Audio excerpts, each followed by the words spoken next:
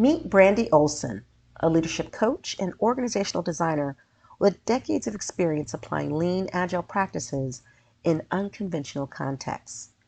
Brandi believes that leaders and teams shouldn't have to choose between doing good work and your own humanity. Take a listen. Hey, Brandi, it is so exciting to have you on the podcast, Real Life PMP. And it's been hard for us to get together, and I'd love for us to share that and talk about it. But before we do, I always love to ask this question of my guests. Do you remember how we met?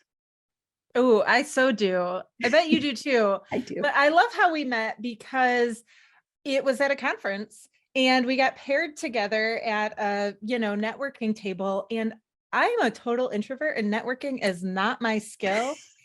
And the number of times that I will sit at a table and like have a nice conversation, but like not actually wind up like meeting someone or connecting with them is immense. And we got to sit next to each other and we just immediately connected. And that has like blossomed into a multi-year friendship and various opportunities to collaborate along the way. So now I remember how we met. I don't remember what year that was. It was BC before COVID. Yep, because we were in person. We were out in DC. So it was in DC. It was at National Harbor. It was either, I think it was 18. I think it was 2018, whenever the Agile Alliance was in DC. And that particular day was a day for women in Agile. Yeah, because I think I couldn't make it. Yeah, I couldn't make the rest of the event, but I was like, I was so glad that they had that set aside that you could attend. And it was amazing. It was so wonderful. And like you said, it was so serendipitous that of all the tables, because there were a lot of women in that room, of all the tables. And I think you and I both were talking about, I'm an introvert too. Yes. And we have a picture. I'm going to have to go find that picture because we took a picture together and it was great. I'm like, this is my friend. Making friends like that, it's like what actually gives me like hope in the world to continue going to conferences or reaching out, because that is what I love the most, is like an actual meaningful friendship and relationship and connection. And so that day was an excellent one. It was. Do you miss conferences? Yes, I do. And also I find that like, as I'm looking out ahead at this year, I need to like decide which ones I'm going to attend and how to engage. I haven't quite figured out how I want to be engaged at conferences in terms of speaking and attending. This is the year to like re-examine that. Yeah, I'm going through that too, because I did attend an event back in December, and then I got sick. So now I'm like, okay, well, I'm going to, be a lot more discerning because I'm sure you're like me. If I'm there with the role, I'm on it. All right. I'm getting people like, you should attend my event. And then when I'm done presenting, I'm like, okay, I'm going to go slink into my room. Yes. Because the introvert is taking over. But if I just attend as an attendee, I am a wallflower. I'm just like, I don't know what to say to you. And people find it so fascinating. I'm like, I don't know what it is. And like by 2:00, I'm done. Like asking me to stay for a nighttime networking event. I have to dig real deep. I know, or take a nap or something. Naps. Watch TV during conferences. Well, with that, when I met you, I got to learn what you do and who Brandi Olson is all about. So I would love for you to share with the audience kind of your 30-second elevator explanation as to what you do. Yeah, so I teach leaders how to design organizations and teams that can get real work done when things are changing all the time, when humans are involved in the work, and when the outcomes really matter and the stakes are high. So I do that in a lot of different ways, primarily through my consultancy, Real Work Done, and the writing that we do and the content that we create and the consultations that we do with organizations that are really trying to figure out, how do we design ourselves to respond to change? And how do we design high performing teams when the targets keep moving and things keep changing? I really like to work with those leaders and organizations that are super complex and yet doing really important work and trying to figure out how to make it happen.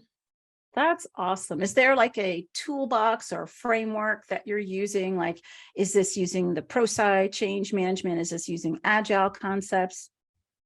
Yeah, a lot of my work is really grounded in principles of organizational agility or business agility, but I also really integrate human-centered design principles, and I'm pretty eclectic in the toolbox that I bring to organizations. I'm a pretty big believer that there's no such thing as a best practice, unless you happen to exist exactly like the organization next door with all the same people doing all the same things. And that's just not reality. So I'm pretty eclectic in what I bring to the mix, but it is very much grounded in agility, agile practices, organizational learning and change, and that real human-centered design approach.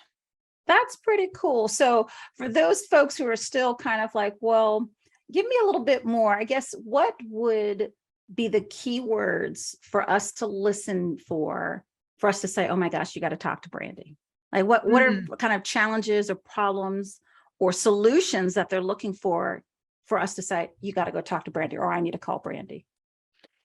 I want to hear from you. If you lead an organization that has an abundance of important work to do and you're struggling with prioritizing, or you're struggling figuring out how do we connect these big strategic objectives to like actually getting work done. If you've been looking at the way your teams are organized and thinking this just isn't working, I want to talk to you. I talked to a leader this morning, and what she said is, we are working so hard and we are getting nothing done. Ooh. She's my leader. And so that's who I like to help. That's how I can help. If you're figuring out how do we actually do this agile thing, how do we apply it to our teams, to our leadership? How do we really take more seriously our capacity to like learn fast and respond to change? I'm your person to help you figure out, what does that mean from a design standpoint, right? So we can talk about what that means in theory. We can talk about what that means from a lot of different perspectives, but how do you actually design your organization? How do you choose who goes on those teams, how work flows to them, and how you make decisions about the structures in your organization to enable that? That's my sweet spot. Oh, I love it. I've got a couple people in mind. Thank you for that. Well, what's a fun fact about you that's not on your resume or on your LinkedIn profile? Two things came to mind. I'll just tell you both of them. One is that I am a wilderness first responder and instructor. So my very first job in college and out of college was to lead backpacking trips with teens and college students through the Northwoods of the Upper Peninsula of Michigan and the Boundary Waters.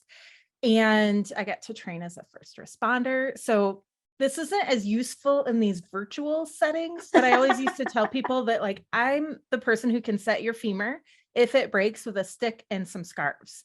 Like I know how to, be scrappy. So if you're in a first aid conundrum, I'm your gal.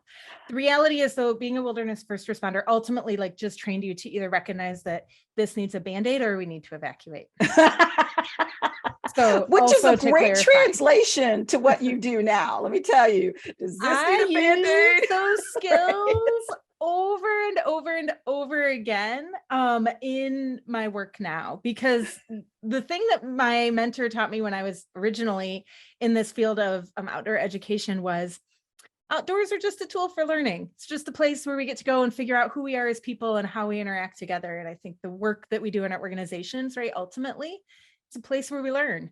And we can learn from a variety of challenges and unexpected things. And so I use those skills all the time, although it's been a while. Well, actually, I should say I've never actually had to set anyone's femur in real life. So I have had to do a few evacuations. I don't get to use those skills nearly as often as I would like. That's pretty cool. And what's the other one? I'm a gardener. I love to garden. We're going to talk later. Okay. Yeah, I love my native plants. And when the world feels chaotic and out of control and I don't know what to do next, which has felt that way a lot in the last few years, I go back to my plants and I think I think that it counts if I'm creating a better habitat for the bees and the butterflies. I don't know Aw. exactly how it counts, but I think it counts. So when I don't know what else to do, go out to my garden, find some weeds, plant a few more plants for the bees, and then I find my That's inner zen. awesome. Oh my goodness, we're going to have to talk later after that. I think that that is so important to have an outlet like that. And I think the little things that we can do, it matters, right? For our mental well-being, it matters for the earth. I mean, I'm just excited that, during COVID, I gave up use of paper plates. That was hard. My kids are like, where are the paper plates? I'm like, wash your dishes. Now, we might be using a lot of water in exchange. Uh-huh. But I could not be okay with being stuck at home and seeing all these paper plates in the garbage. So I think just any little thing that we can do to kind of help out the environment as well as our well-being. And that's pretty neat to know Yes. that about you. My husband, Sam, he always says a little bit of a good thing is still a good thing.